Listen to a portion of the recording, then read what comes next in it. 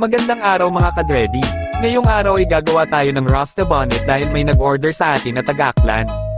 Ang ating Rasta Bonnet na gagawin ay may 3 kulay dahil ito ang gustong kulay na in-order sa atin. 1 hanggang 3 araw ang paggawa depende sa haba ng dreadlocks at sa dami ng extensions na gustong ipakabit. Ang mga extensions na ating ikakabit ay 12 hanggang 15 inches, ito ay pinasyada ng nag-order sa atin.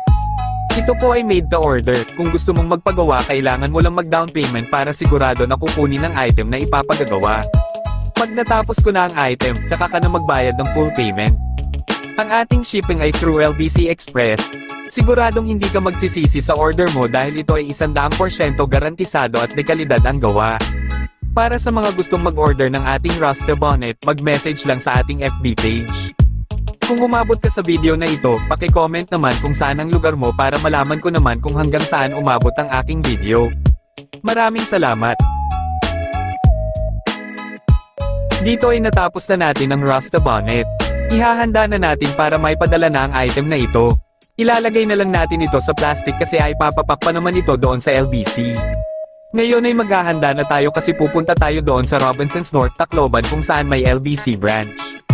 Actually, dito ako nagpapadala lagi dahil mas malapit lang ito sa lugar ko. Dito na ako sa Robinson North, naglalakad. At kung napansin mo kung bakit ganito ang boses ko, wag mo na lang pansinin. Dito malapit na tayo sa LBC. Kailangan natin magmadali kasi magsasara na ang Robinson North.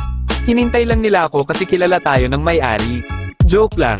Dito magbabayad na tayo at ipababalot na natin para ma-shipping na.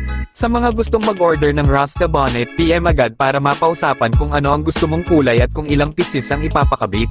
May mga iba't ibang kulay at haba ng dreadlocks ang ating ginagawa kaya kung gusto mo ng kakaibang disenyo, makipag-ugnayan ka lang sa ating FB page. Pwede itong magamit sa mga gig o sa mga hindi gustong magpa-dreadlocks.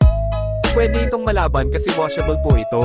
Kailangan lang natin ingatan sa paglaba at patuyuin ito ng mabuti. Ito ay ginagawa ko lamang pag wala akong kliyente sa dreadlocks kaya kung gusto mo magpagawa, mag-PM agad para mapag-usapan. Paki-share at follow naman para updated ka sa mga susunod kong video. Maraming salamat!